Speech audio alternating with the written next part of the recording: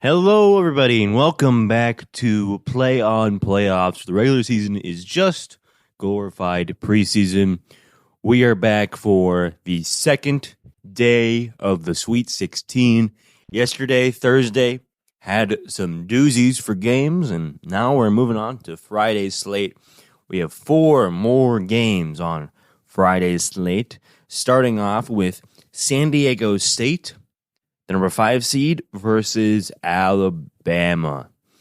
This will be an interesting game because if you look at their last game, San Diego State really just played a complete game against Furman. Now, Furman, who had beat Virginia in that crazy upset, was coming in with some swagger, and yet San Diego State just suffocated them. They had a great game plan. Nobody on Furman scored more than 15 points, and they crashed the glass. I mean, they had so many players.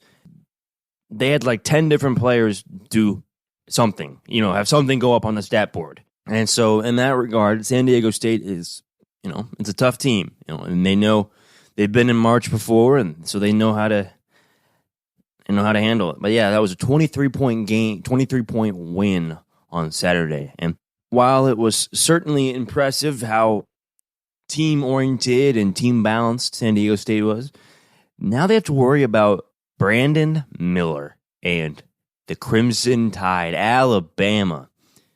Alabama, the favorite, I believe, throughout the entire tournament to win it all.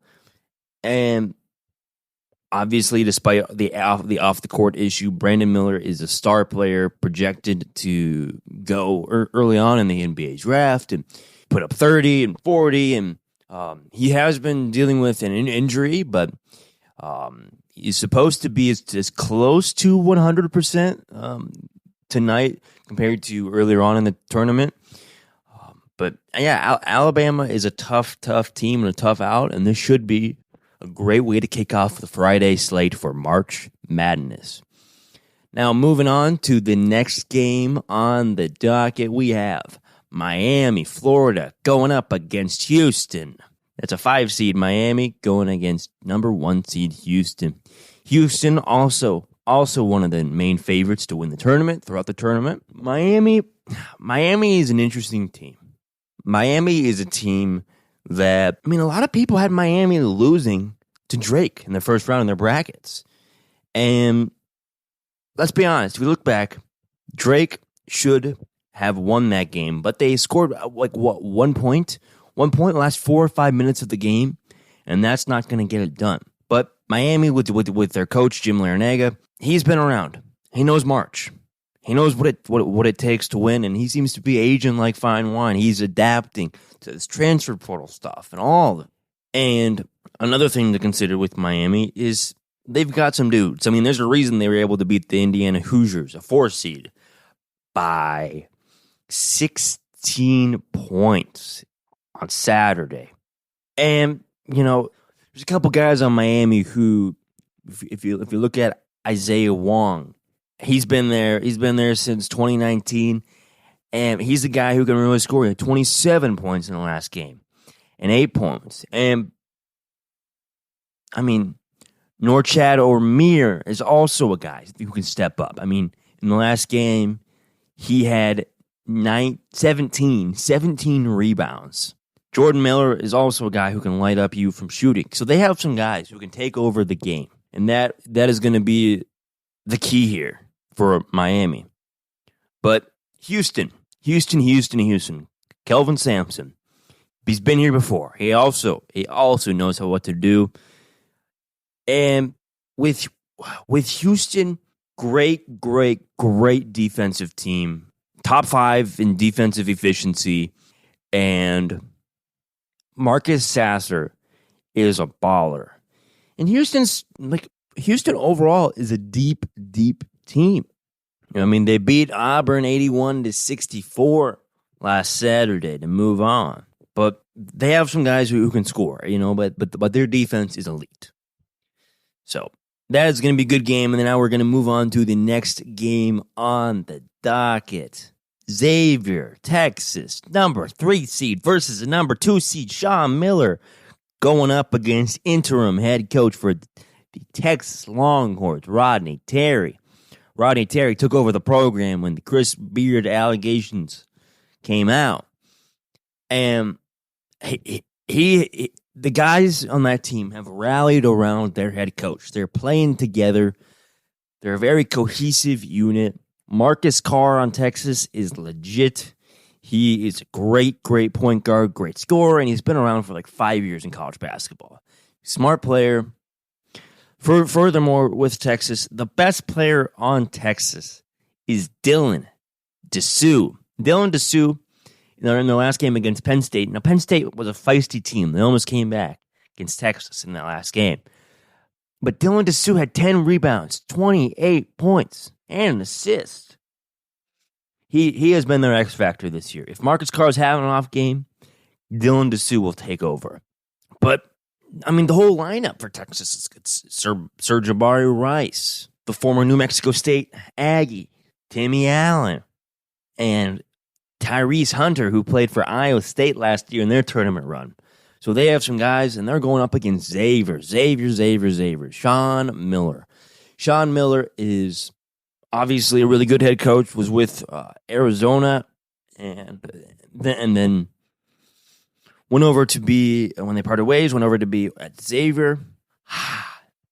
I try to keep this as unbiased as possible, but I do think that Texas should win this game. I mean, Xavier obviously earned their right to play in this tournament. They went up against Marquette in the Big East Tournament Championship game, and now we see what Xavier is all about in this game. Jack Nunge, he is somebody we have to talk about. The former Iowa Hawkeye. He is legit for a 7-footer. He can score. He can defend. Sully Boom.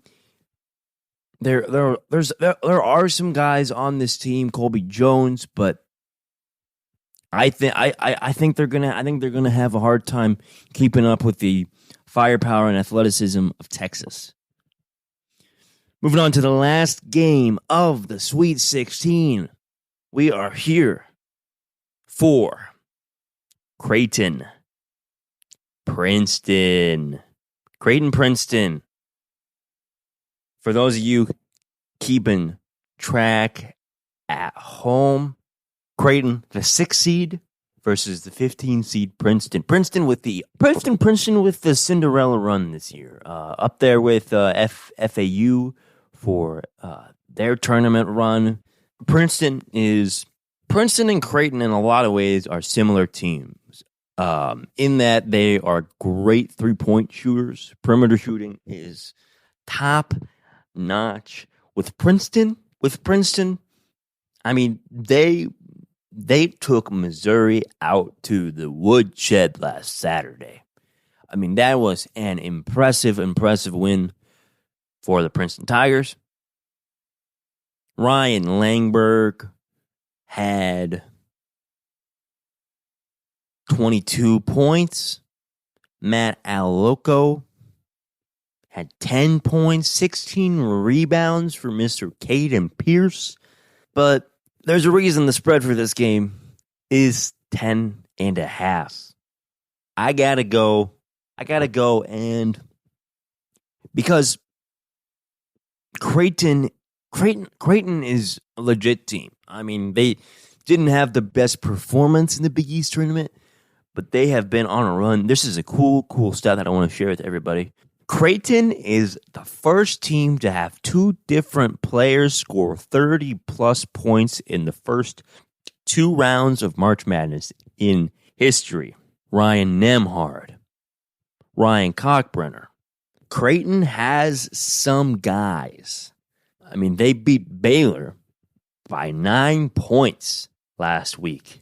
And yeah, I mean, I don't know if Princeton's going to have the height to be able to stop Kalkbrenner.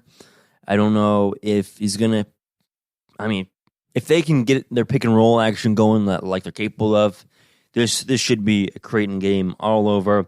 Baylor Shireman hasn't done a whole lot yet, but this tournament. But he's another guy. He could continue. He could score 30 points in a game.